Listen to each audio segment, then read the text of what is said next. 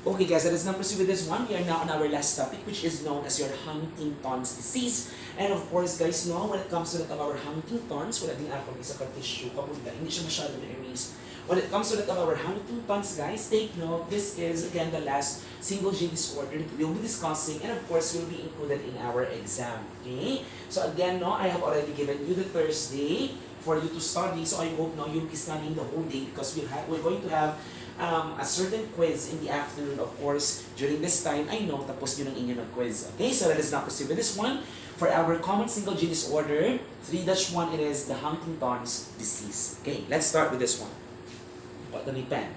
So what is Huntington's disease? Huntington's disease is an inherited condition that causes progressive degeneration of neurons in the brain. So this can also be a neurodegenerative disease just like your Tay-Sachs. If you can still recall Tay-Sachs, signs and symptoms usually develop between ages 35 to 44. So somehow it is also occurring during the early adulthood. So we have here 35 to 44 years, and this may include, take note of this information. So what are those specific characteristic now we may say conditions and of course manifestations in this case. Okay, so we have here the first one.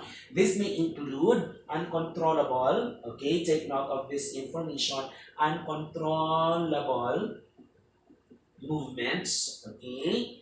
So, nalimutan tayo po ng space. Next one, guys, loss of intellectual activities or abilities. Next one, various emotional, and even psychiatric problems as it is associated with that of the loss of neurons. So if you are to recall, let me change this one. Doon mo rin daan na nakuha ko. So guys, when it comes to that of Huntington's disease, it is an inherited condition that causes progressive degeneration of neurons in the brain. So the neurons will undergo degeneration and this affects neuron problems, or of course, this will affect rather neuron functions. May it be on your own emotions when it comes to that of your psyche, and of course when it comes to that of your intellect, and of course movement. That's the reason why this type of condition is associated with uncontrollable movements that are usually forming tics, that are usually forming dystonia, or of course resulting into this condition known as chorea. That's why it's also known as Huntington's chorea. The other name here is not other than your Huntington's, okay? Huntington's chorea. The spelling of chorea is Chorea and not Korea, the place. Okay, take note. It is usually developing between ages 35 to 44 and may include uncontrollable, okay, wrong spelling na naman ako, uncontrollable, okay, tama ba? Movements. Next one, guys, loss of intellectual abilities, various emotional and psychiatric problems, okay? So this is actually a certain picture that shows to us that specific individual who is suffering from Huntington's disease. And of course, as that condition worsens, the individual will have a decrease when it comes to that of the functionality of the brain, and of course, a decrease in the functionality of the different organs associated with that of the brain function itself, as the brain is the control center of the body. Let us now proceed with that to the next one, guys. When it comes to that of Huntington's disease, this is an inherited condition that causes progressive degeneration of the neurons. Not as what was stated, neurons are degenerated. That's why in the long run, you will see that there will be increased loss in bodily movement. Okay, so people with HD usually live for about 15 to 20 years after the condition begins. So let's say, for example, if you were diagnosed around 44, so 44 plus 15, you can live until, o di na ako mo mag-solve na, 44 plus 15, 59, okay, 59 to 64. So which means, guys, no, you can live up to that of the late adulthood. Next one, it is caused by changes or mutations in our Huntington. That's the reason why no, it is known as Huntington's, because it is again associated with the Huntington gene, which is of course a normal gene. It is a normal gene that will lead to that of the formation of the Huntington type of protein. But the problem here later is this: due to mutation, the following functions of the Huntington will also be lost. Okay, guys, as what was stated, it is inherited at an autosomal dominant manner. So autosomal dominant, you already know, with just one gene that is mutated, the child or that specific individual, because usually it affects the adult, guys, this specific adult here will usually manifest the disease. There is also less, or this is also considered as a certain less common early onset form of HD, which begins in childhood or adolescence. So pwede ganun guys, mag-start siya during your childhood and adolescence while you are still not in your juvenile age. There's a big probability that you will also manifest such neuron degeneration, uncontrollable movements, together with that of decrease or loss of intellectual ability, psychiatric problems, and emotional problems at this early stage. And of course, this is a less common form. But most of the times, it affects individuals who are, once again, guys, 35 to 44 years of age. And remember, once again, guys, you can live for the next 15 to 20 days, right? 15 to 20 years, right after you were first diagnosed with, okay, as the condition begins. Let us now proceed with that with the next one. It was stated that experts usually estimate that there is one in every 10,000, nearly 30,000 people in the United States are suffering from that of Huntington's disease. Which means, guys, take note, one in every 10,000. It is again lesser in frequency as that of the 1 out of 300 to 1 out of 500 that is seen, of course, in our hereditary hemochromatosis. This one in every 10,000, and nearly 30,000 in the United States have Huntington's disease. Okay, so i-multiply mo na siya, for, once again, guys, times 10,000, that is again the number of the population itself. Juvenile type of Huntington's disease occurs in approximately 16% of all cases. So this juvenile Huntington's, as what I stated, this occurs in individuals who are again in early childhood or even in your teenage years. Of course, it was already mentioned, adolescence. Guys, Huntington's disease is not prevalent within any particular population.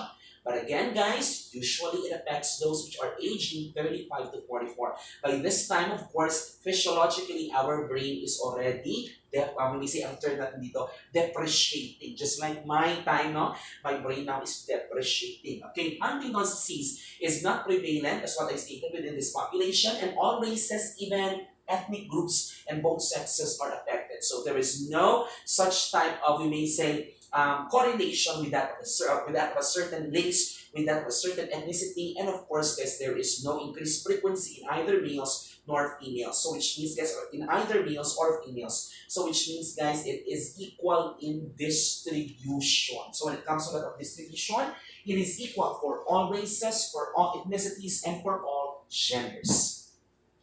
Okay? Of course, if you have noticed if you can still recall, for those conditions associated with X-linked conditions, it has more probability of, we may say, expression or of course disease presentation in males, as males are affected hemizygously. Tandaan nyo na yung discussion natin last time. Huntington's disease is caused by a change or a mutation in the Huntington gene, in our Huntington gene. This gene gives instructions for making a protein called as your Huntington. O, di ba? Ano siya?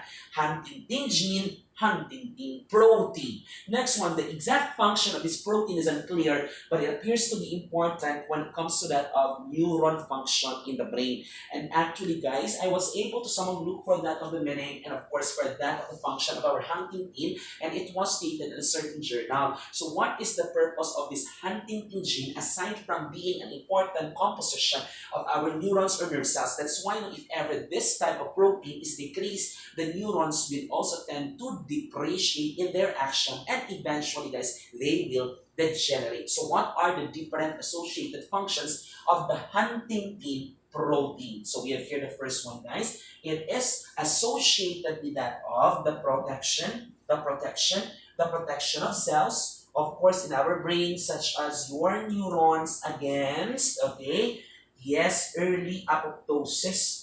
Okay, it is again for the protection of the cells, such as of course your neurons, against early apoptosis. Remember, apoptosis programs cell death. So which means, guys, this type of neurons can last for a longer amount of time than that of the other neurons because of the protection of Huntington. The greater the amount of this Huntington protein, the greater is, of course, the lifespan of the neurons. And remember, unlike other cells of the body, neurons, once they are destroyed, will never be revived, which means they are non-regenerating. Our skin can regenerate, the liver can regenerate, but neurons, once damaged, will always be damaged. So guys, the 100% neuron functionality before, when we were still young, is not anymore the same, or of course, as what was stated here, usually less than 20% or even 30% than that of the actual numbers that we've had during maturity. So take note of that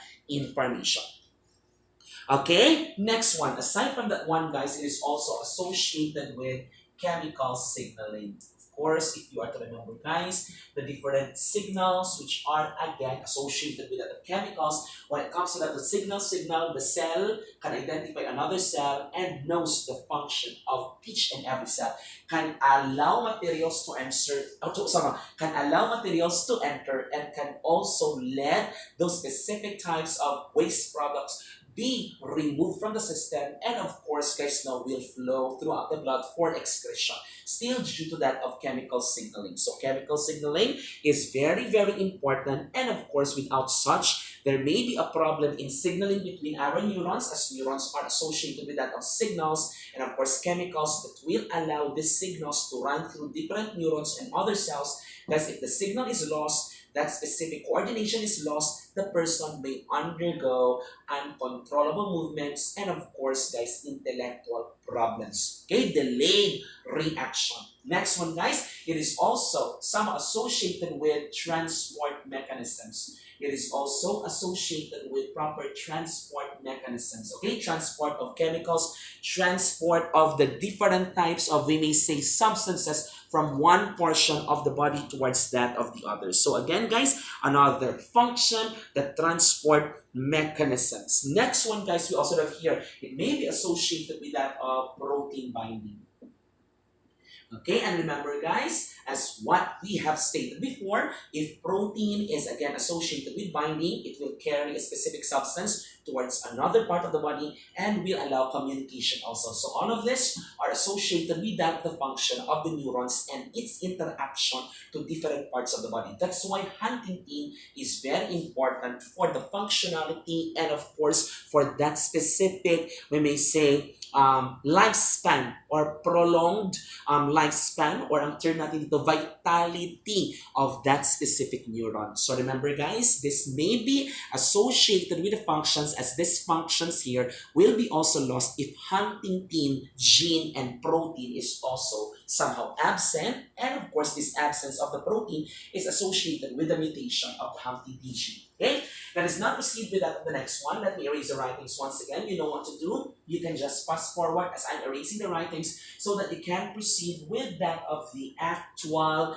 discussion on its specific time stuff. Next one, the Huntington gene mutation that causes HD involves a DNA segment known as the CAG trinucleotide repeat. Okay, so this will be our clue. CAG. If you are to remember, guys, we have here, guys, CAG. We're talking about the different types of nucleotide bases. Of course, we have here cytosine, adenine, guanine. But this one is a trinucleotide repeats. In that specific DNA segment, how many times CAG was repeated? Guys, this is now our clue. This segment is made up of 3 DNA building blocks that repeat multiple times in a row.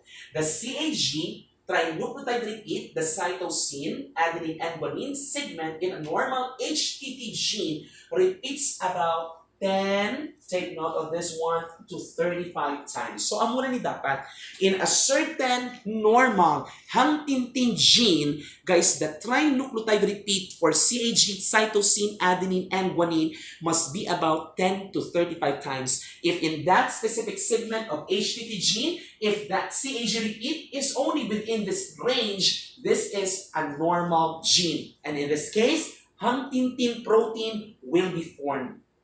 Okay, on the other hand, guys, please remember this. In people usually manifesting with Huntington's disease, it may repeat from 36 to 120 times. Oy, amo ni gali, once maglapaw sa 35, there may be a probability that you'll be having Huntington's disease or Huntington's disease, or Huntington's chorea. But it depends if it's intermediate or full-blown. Usually, guys, people who have repeats around 36 to 39 CAG repeats will usually show an intermediate size, which can also be leading towards that of a less severe form of HD and may or may not develop into HD. While on the other hand, guys, people with, take note, 40 or more repeats almost always develop HD. And of course, it can be up to 120. So which means, guys, when it comes to our Huntington gene, the normal Huntington gene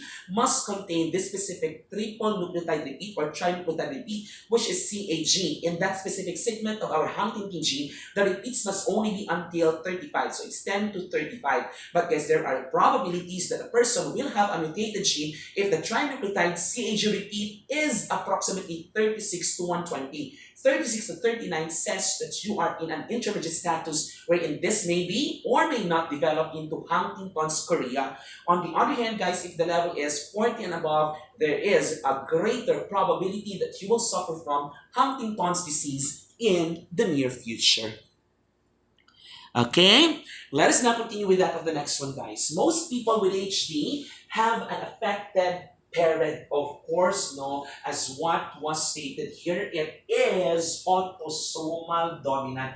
So you will already have the knowledge. Let's say, for example, this specific condition manifested in your parent when he is 40 years old. And of course, guys, if he manifested a disease, this disease only came about when, again, after several years you were born. And you will see that your father have suffered from this specific disease, and again, you are to expect maybe in the near future, as I reach the age of 35 to 44, I will also suffer from this condition. Remember, this occurs in later life, no? When it comes to that of this stage of 35 to 44, so siguro early adulthood. And in this case, of course, no, early or middle adulthood, na kaya early mga around 20s and up. So in this case, guys, no, there is a great probability that you will also suffer from this disease if ever one of your parents may have been affected, because there is a 50% chance if ever, because of the fact that, let's say for example, you are again a child coming from affected parents, both your mother and father show the disease, so 50% probability now that you will receive from that of your father, and 50% probability that you receive that specific gene also from that of your mother. And of course, guys, times 0.25% probability of the actual manifestation of the disease. Okay, let's continue. The family history can sometimes appear negative for various reasons, even though a parent carries or carried, or specifically, a parent carries or carried a mutation in the HTT gene. But usually, this is just again tested if ever the manifestations and of course the signs and symptoms came about. Okay, let's continue. In rare cases, HD is caused by a de novo. If you can still recall our discussion last time, a new mutation in our HTT gene. Remember, if it's de novo, epigenetics. Na remember nyo ba in epigenetics? Because of the diet, because of the chemicals, because of the environmental exposure, because of the stress, because of drinking something, because of that specific type of diet, or of course lifestyle, there is a sudden change in your own DNA, a sudden change in the gene, which is of course the HTT gene. This is not inherited, but this is acquired. That's why epigenetics. In which case, the disease occurs for the first time in the affected person and not inherited from a parent. But of course, in your next few offsprings, you may also pass this specific type of infection. If ever, this gene has also been instituted in your DNA itself. Guys, as HD is passed through generations, the size of the mutation in the HTT gene, called a trinucleotide repeat, often increases. Bongga siya, guys. It's the opposite kaina sa ating hereditary hemochromatosis. What is this? As HD is passed through the generations, as one of the generation here will of course suffer from HD, as it is again able to pass the mutated HTT gene towards that of the next few generations and next generation and next generation. Guys, the trinucleotide repeat becomes more longer. So in this case, not redundant, naging more longer, it becomes longer. So in this case, guys, let's say, as it has been able to pass that gene to the next offspring, the gene has 40 nucleotide repeats. Guys, in the next future, it can be 60, next future offspring, it can be 80. So as it is passed from one generation to another, it becomes longer and longer and longer. And remember, the longer it is, the greater is the probability of you suffering from that of the disease, and the greater is the severity of the disease. This is what they call as anticipation. You will just see that one later in the next slide. Okay, this one. Guys, as what I have stated just a while ago, a longer repeat, okay, take note, longer repeats from 40 to 60 to 80 and so on and so forth, in the Huntington gene may cause earlier onset of symptoms, bongga. This phenomenon is called as anticipation. This is what I have stated just a while ago. So what is anticipation? In Huntington's gene, specifically in our mutation of Huntington gene, anticipate that if this occurs in one family, the next families, of course, related generations will have longer repeats and of course, higher frequency. Ibig sabihin, mas damo sa ila ang mas mamasakit. Okay, next one. Aside from this fact, it was also stated that in anticipation for HTT gene mutation, guys, as the generation increases, the more is, again, please take note, the amount of our trinucleotide repeats, the greater is the frequency, and of course, the earlier is the onset. And guys, another thing, the more severe. Grabe siya, guys. Of course, it becomes more severe because the length now becomes longer and the mutation becomes severe. So in this case, guys, earlier is the onset and the more severe. Let's say in this part, the onset is 44, for this one 30, for this one 20, for this one 12. Guys, again, take note, baka lumabas sa ating exam. Guys, in our HTT gene, such as in mutation in Huntington's disease, guys, that specific generation, as it progresses into the next generation, guys, the longer will be the repeat. The greater is the frequency or probability for that future offspring to be affected. And of course, guys, as the generation progresses, the earlier is the onset from 44 until 12, and the more severe it is. Okay, so take note, that is what they call as anticipation. That is what they call as anticipation. So tandaan gina guys ha, please do not forget that information. Okay, let us now continue with that of the next one, guys. We are now on our signs and symptoms for Huntington's disease.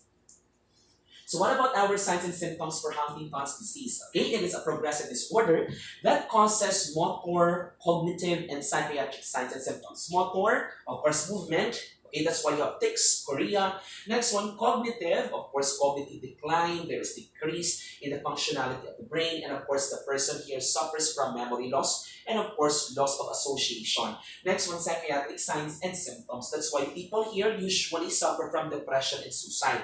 On average, most people begin developing features of HD between ages 35 and 44. And signs and symptoms may vary depending on the stage. And these are the following.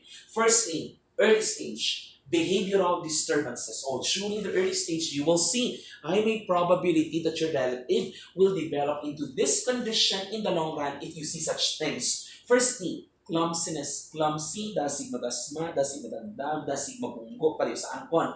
Moodiness, hala to, sa akong tanaw. Irritability, paranoia, di ba, moody ako, permi, irritable, paranoid. Di ba naman, ano, kami sa ako na early stages, okay? I'm already 35.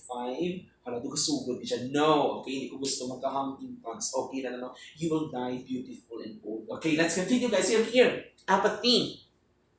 When it comes to apathy, ano siya nga ni apathy, guys? Do wala ka ba na pakialam sa iyong environment? It's as if you are not reactive. There is, again, no joy in your life. Next one, anxiety. Of course, again, psychiatric problems, hallucinations, abnormal eye movements, wala pa naman ito, no? Depression, I may be depressed but I am happy with chocolates. Next one, impaired ability to detect odors. Of course, ano niya, Diyos ko. Guys, ano ni COVID, ang budlay ni siya, hi, salamat. I'm very particular to odors. Next one, guys, we have here another one. Of course. So we have here early symptoms, gilain niyo pagin no, moodiness, fidgeting, okay? Next one, cognitive issues, ay hindi ka na masyado ka-memorize, okay? Personality shifts, of course, hindi ko man ko bipolar, depression, trouble focusing. No, when it comes to a lot of work, no, I know what to do. I am I know how to manage well my time. Okay, manage my time well rather. Of course, so hindi pa manage sa akin. And muscle twitching. Of course, wala. Okay, so good thing. Next one, guys, let us now proceed with the next middle stage. Okay, in our middle stage, there is now uncontrollable movements, sudden movements that you cannot control, dystonia. Okay, muscle twitches.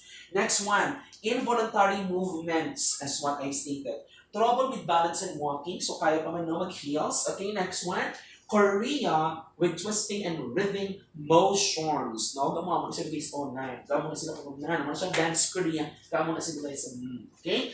Next one, unsteady gait, no style of walking. So kasunod mo amo na siya, unsteady gait. Slow reaction time. You know what that one is? Loading ang lola mo. Next one, guys, of course, when it comes to that reacting, let's say you encountered pain and then you will say, ay, sakit ko gali. Okay, let's continue. General weakness, weight loss, of course, kita nyo naman sa chan po na, speech difficulties and stubbornness. Okay? Next one. We have here, guys, the definition of the terms dystonia. Sustained muscle spasms that may be focal or generalized. So focal, let's say on one part, no muscle spasm, or it can be on different parts of the body or all parts of the body. Kapag focal, one side. Kapag generalized, all parts. Tremors, okay? Rhythmic oscillation of agonist and antagonist muscles. So we have here tremors, usually occurring in our fingers. Next one, chorea. Quick, irregular, and often semi-purposeful movement. Ako ito ba kasi hindi ka mo na siyang nagkakasik-kasik, hindi nyo papakita sa iba. Nagkakasik. Korea, tics, sudden, fast, irregular movements, usually in the same muscle group, no? Usually, guys, let's say adductor muscle, and of course, guys, no, on the upper torso muscles. Next one, myoclonus, sudden, fast movements, usually repeated in the same body part. Nota mo na. Okay? Okay, isa na body part.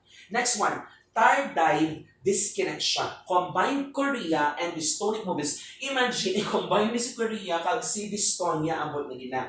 Usually in the face and also in the lower jaw. So, dili no? Hindi na ako mag-act. But may be generalized and history of, yes, neuroleptic use. Okay, so again, take note of this one, guys. But usually, this one is not, again, associated with genetics. That's why we will not anymore discuss this part. Okay, let's continue with that to the next one. Late stage. So this is now, again, that specific stage wherein the person is, again, manifesting the highest frequency and, of course, the highest gravity of the signs and symptoms. Late stage. Rigidity, continual tension of the muscles. Grabe na yung tension ng muscles. Super rigid na. It's as if you are undergoing rigor mortis. Okay, next one. As if you can still recall, no rigor mortis, that is again rigidity of the body right after death. Guys, bradykinesia, which means difficulty initiating and continuing movement. So may probability ka rin, nag-amo ka ni, tapos hindi mo na, guniton mo siya tani, hindi mo na matapos ang paggunit sa iya. Next one, severe chorea. Ay, baka bala na ako, nag-amo ko ni kay ina, siguro mga pilaguro ka times, so sa ka na lang ba. Okay, next one, serious weight loss, inability to speak, inability to walk, imagine even speech, and of course, guys, your gait here will not be any more probable or possible. Guys, swallowing problems, so in this case, no, they may be IV, or of course, guys, NGTs, and inability to care for oneself. That's why, as you can see in our previous picture, that person must be cared for by a relative, of course. Let us now continue with that on the next one. For our Huntington's disease here, or chorea, we have here, guys, again, Huntington protein, of course, chromosome 4, autosomal dominant, and anticipation is, once again, our principle. You know this one already? As that specific generation progresses, the greater is the frequency, again, the greater is the severity, and of course, the longer the repeats. Caudate atrophy, of course, loss of GABA, and guys, we have here 40 plus repeats. Usually onset is 40, but we have here 35 to 44. This is just another source. Neuropsychiatric plus movement disorder mistaken for alcoholism. Guys, it appears Parkinsonian later. So early, it may seem like as if you are undergoing alcoholism, but guys, it can be pill rolling or Parkinsonian later. We also have here another one, the Sydenham's type of chorea. Again, Sydenham's type of chorea. It's acute onset asymmetric chorea. When we speak of asymmetric, it is again not equal in our body parts of when it comes to the chorea manifestation. It arises in childhood or adolescence, weeks to months following group A beta hemolytic strep pharyngitis. Area, This is again infection induced. So this can be mistaken as Huntington's or Huntington's, but again, it is again somewhat differentiated due to asymmetric chorea and acute onset. It will not be chronic, it will just be once again, let's say for example, if the patient has been treated, it will just go away. But there are times it can develop into chronic stages also. And of course, guys, this can be autoimmune basic ganglia attack as its mode or principle. Why this disease happens? Chorea gravidarum, which is again that specific type of chorea that usually recur during pregnancy. Every time pregnant ka, nag-undergo ka sa chorea. Wala na siya na, inyo kita akong legs na nagasaka. Okay? Now, let's not proceed without the next one, guys. Let us not proceed or legs sa ang akong galing na feet or foot na nagasaka. Let us not proceed with the next one. So we have here, guys, some of our medical terms and of course the name. It was stated that 80 to 90% or 99% of people have this symptom. So 80 to 99% of people with HD will have chorea and mental deterioration, also known as cognitive decline. That's what I stated just a while ago. 30 to 79% of people have these symptoms. So 30 to 79, mas taas lang sa babaw. So chorea din, kag mental deterioration. For 30 to 79, abnormal libido, abnormal movement of the eye, and of course, abnormality of the sense of smell. So 30 to 79. Pero guys, ano din ang pinaka-pathognomic? We have here sign, of course, nung kay chorea, makita ta, chorea, sign, and of course, the symptom, mental deterioration. Okay, so when it comes to that of our diagnosis, you know this one too well. A diagnosis of Huntington disease is typically suspected in people with characteristic signs and symptoms of the condition. So of course, always look into the signs and symptoms and family history. If you have seen this one in one member of your family or one member of your family before, so there's a great probability that you will also suffer from this disease. Again, probability only that it is again associated with autosomal dominance. And again, you don't know, you will never once again know if that parent of yours will be somehow giving you that gene if ever that parent is not manifesting any type of symptom. That's the reason why the manifestation of signs and symptoms in early stages can also be a clue if ever you will be affected by this disease in the near future. In our family, I have not seen any person suffering from this sign and symptom, and I hope I will not develop into any de novo type of mutation. Okay? Wait now for the meantime. Let me delete this optimal resolution. Okay, kung ari siya, hindi siya guys. Dahil akong computer. Okay, let us now proceed with this one, guys. Another one, the diagnosis can then be confirmed with genetic testing that identifies a specific type of change or mutation in our HTT gene. Just remember, we're going to look for that on the segment of our Huntington gene and determine if there are more than 35 we may say CSA-G or cytosine adenine guanine trinucleotide repeats. You know this one already? 10 to 35 is normal, 36 to 39 intermediate, probably HD, or you cannot develop HD. And of course, guys, if it's 40 and above, there's a big probability that you will develop HD. And of course, as the generation progresses, the more and more will be once again the length of that HTT gene CSA-G repeat. And of course, guys, the greater is the severity and the greater is the frequency. Let us now proceed with the next one when it comes to the treatment. Unfortunately, there is no current cure or treatment for Huntington's disease. The current goal of treatment is to slow down the course of the disease and help affected people function for as long and as comfortably as possible. So this is once again, we may say, associated with that of proper, maybe say that specific offering of a better and better life, and of course, guys, more functionality for the person. So assistance for the person, and of course, it's mostly on management than that of the actual cure itself. Current treatment strategies involve the use of various medications to treat specific symptoms such as abnormal movements and of course behaviors. And for the information of everyone, no, most people here usually undergoes, okay, or most people here usually undergo depression and suicide. And of course, they are more common among affected people, so caregivers should monitor for associated symptoms and seek help if it is necessary. So depression and suicide are considered as very, very rampant. That's why you as a certain nurse or whatsoever healthcare worker that is in direct contact with that of the person itself, okay, or himself rather, guys, you are supposed to monitor sudden changes in the behavior because they are prone to depression and suicide. As symptoms of the disease worsen, affected people need more assistance, supervision, and care. Remember, they have no, when we say, exact way, or when we say they have no ang term natin dito, they have less ability to eat, less ability to walk, and of course, less ability to support themselves. Of course, they must be cared to utmost, okay, when it comes to the level of care. Next one, guys, we have here the FDA-approved treatments that they can just, once again, somehow delay that specific neuronal deplete or depression.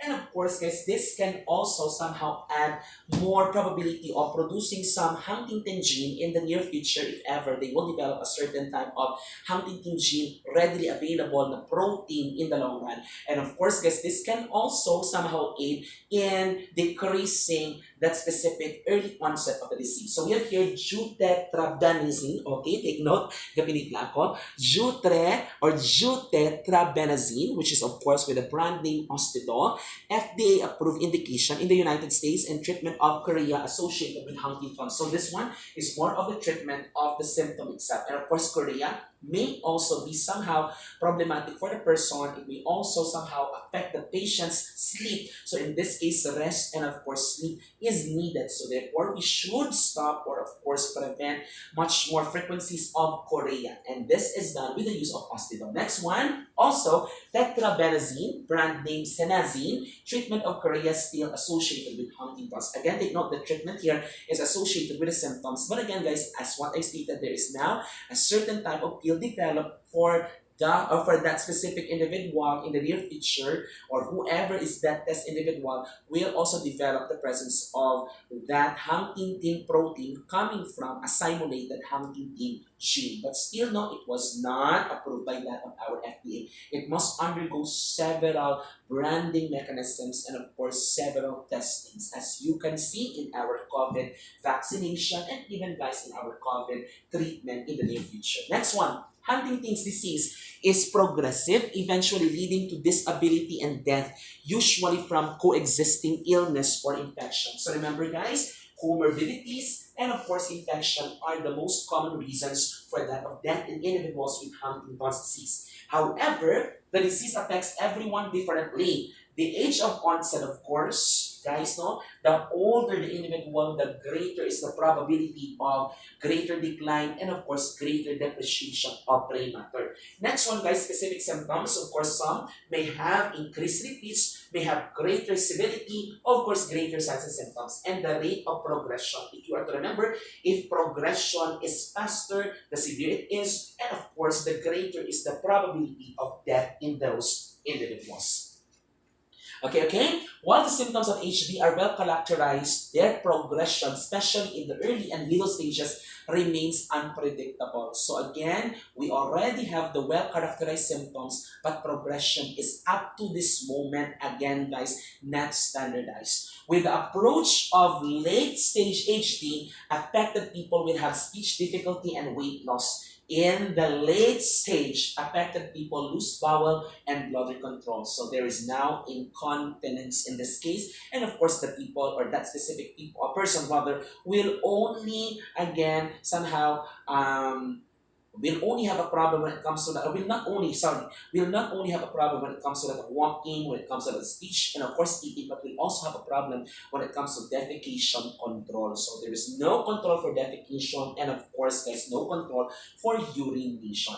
The duration of the disease from onset until death varies considerably with an average of approximately 19 years. So 19 years. Di ba kanya to 15 to 20. Next one, most people with HD survive for 10 to 25 years after the onset of symptoms. Diba? Kaya na 15 to 20. This one, 10 to 25. Okay? Approximately average na is 19 years. The average age at death ranges from 51 to 57 years, but the range may be broader. Again, it is based on study, okay, or studies. In a large study, please take note of this information, guys. Blank were the most common primary causes of death. What are the most common primary causes of death? In a large study na, it is pneumonia, and CVD. What is CVD? Cardiovascular disease. Cardiovascular disease. Okay, so again, guys, cardiovascular disease and pneumonia are the most common primary causes of death in individuals who are suffering from this specific condition known as Huntington's disease or chorea. But usually not the treatment is on the control of chorea. Okay, let us now proceed with this one. The length of CAG repeat, which is of course the type of mutation in the HTT gene responsible for HD, is the most important factor that determines age of onset of HD. However, there is still a lot of variability. This is just once again on future studies, and up to this time, no solid or concrete treatment for that of HD. Both genetic and environmental factors are thought to play a role on the age of onset in people with mutation. Inheritance through the father, can lead to more repeat expansion and earlier onset through succeeding generations. So which means, guys, that increase in frequency, increase in length, and of course, increase in severity is more of father inheritance than that of mother. Of course, because of the fact that these specific repeats are longer in the male population than that of the female population. Of course, so that ends our discussion in MLS 104. This is the last topic to be included in our examination. I will just be giving you the actual pointers for our exam. God bless you guys and see you naman next season. God bless and take care.